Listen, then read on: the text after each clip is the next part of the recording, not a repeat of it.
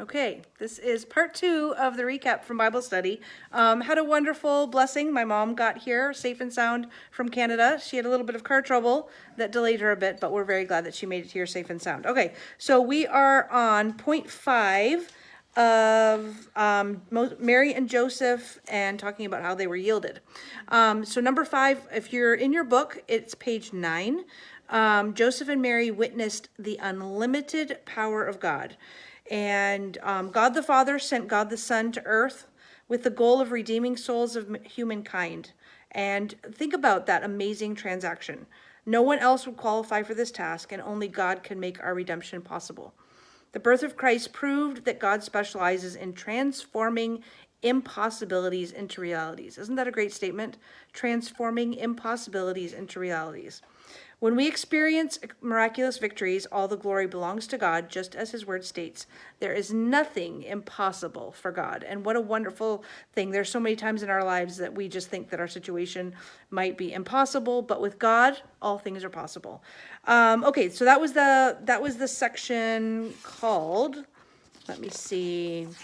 This was called the observations from the scriptures. And then now we're going to talk about the relevance. God chooses ordinary people for special assignments. That's number 1. When we base our willingness to serve on our concept of abilities, we limit what God can do. When God asks us to do something and we say, I've never done that before, or I can't do that, then we're limiting what God can do with us. And God's not going to ask us to do something that he's not going to equip us to do. The Bible does not say that God chose Joseph and Mary to be the earthly parents of Jesus because of any special skills. What would God have us to do? If we are willing, we will find out. Okay, and number 2 is we will have tests of our faith. That's on page 10. Being alert to life circumstances may allow us to pass more faith exams. So when something comes into your life, think of this as a faith exam. Am I going to pass it? Am I going to fail it? The next time you face something unexpected, treat it like a test and aim to get a passing grade. Victory inspires more victory. I remember when I was in college, Carol Tudor, she taught a class on Job and his wife. And one of the things she said, I think it was in that class, was energy begets energy. If you want to have energy, you've got to expend it. So get up and get exercising and you'll have more energy. Victory inspires more victory. When you're victorious in something, then you are willing to try other things because you have more confidence that you're going to be victorious. God has a goal in mind. He's working to increase our patience while testing our faithfulness. Number 3, sometimes our prayers may be questions. I loved this point. The key to asking is remembering that it is not a demand for a specific answer or outcome. When we're asking, we're humbly admitting that we don't know how something is going to work out. Instead of just saying, you're in a scary situation or an impossible situation, instead of saying, why is this happening to me? Why? Instead of asking why, make a statement and say, Lord, I don't know how to react in this situation. How should I react? How should I behave? How should I be in this situation? When we are asking, we are humbly admitting that we don't know how something's going to turn out, but we would like God to direct our steps. Turning life's difficulties into questions and then prayer requests is a great way to reduce worry. God already knows how the story ends. So he already knows how it's going to end. We don't. That's why we start to panic. And so when we have that impossible situation, instead of saying, oh, why? Say, Lord, how? I know you know. You understand. I don't understand. Please show me how I should be in this situation.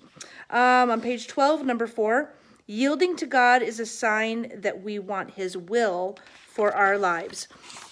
Luke 11:2 says, and he said unto them, when ye pray, say, Our Father which art in heaven, hallowed be thy name.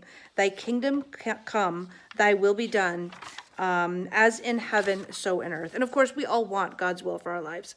And so there are times when we may feel like God has been unfair. in how he has reordered our lives. We may feel that we've had to endure more storms than other people. And when you compare yourself with somebody else, it's never a good thing. It says it right in the Bible. Those that compare themselves among themselves are not wise. You can always find somebody to make yourself feel better that's maybe not doing as well as you are. And you can always find somebody that is doing better that makes you feel worse. We shouldn't be comparing ourselves with each other. And especially when it comes to trials in your life, you shouldn't look and say, oh, poor me. I've had so many more trials than, so-and-so over there. They just skate along life. Well, for one thing, we don't know what they're going through. So many times, I know there's sometimes I'm having a hard time and I don't walk into church, crying and, sad. I have a smile on my face, and most times people don't know if I'm having a hard time. And so you don't always know. You may look at that person that's got it all together, and how do you know they're not looking at you thinking the same thing? That you're looking at them thinking they've got it all together, and you wish your life was like theirs, and they're thinking the exact same thing about you. So God sees things differently than we see. We need to keep a big eraser on our pencils when filling in our planners. I love that statement. God may have different plans for our lives, and if we're yielded, we'll follow him even when he edits our planner. I just love that so much. Number 5, God specializes in impossibilities. There's so much more that we could do for God if we would truly trust him. God is not asking us to do the impossible. He's not. Sometimes I think we think he is. He's not asking us to do the impossible. He is off. I love this so much. I think this is absolutely life-changing. He is offering to do the impossible through us, if only we're willing, if only we'll be yielded. He is willing to do the impossible. I want God to do the impossible through me, don't you? I so want that in my life. If we remember that the impossibles only exist for us and never for God, we will be able to take greater steps of faith. So that is it for the Bible study. At the application part at the end, one of the challenges that are here, Malachi, it is begin a proverb a day. So one of the challenges we talked about was if you do not have a daily Bible reading plan, the challenge is to begin that today and begin with a proverb a day. And you can just start out. Today is what, the 7th? Today's the 7th. I'm looking at my mom because my brain just went blank. That always happens on these videos. I always forget something. So today's the 7th. So before you go to bed, read Proverbs 7. You don't have to wait. It's not like a diet. You don't have to wait till Monday. You can start today.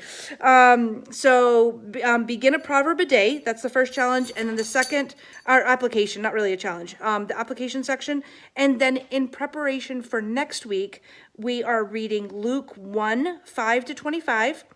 And as well as verses 39 through 80. And we're going to study the life of Zacharias and Elizabeth. So again, begin a proverb a day. If you don't have a daily Bible reading plan, start reading Proverbs. Hi, Megan, and Joe, and Dylan, and I don't know who else is watching. Sorry, I wanted to get through this without too much chit chat, but you know me, I can never do that. Okay, so again, just proverb a day, and then Luke 1:5-25 and 39-80. So please comment if you're, participating in this, if you've got any questions. I hope this was a blessing to you. I know it was a huge blessing to all of us that did the study this week, and just how amazing that God is, and that he can, I love that last thought, that he can do the impossible through us. So Hebrews 11:6, I'm going to close with this verse. But without faith, it is impossible to please him, for he that cometh to God must believe that he is, and that he is a rewarder of them that diligently seek him. So, hope you all have a good night. See ya.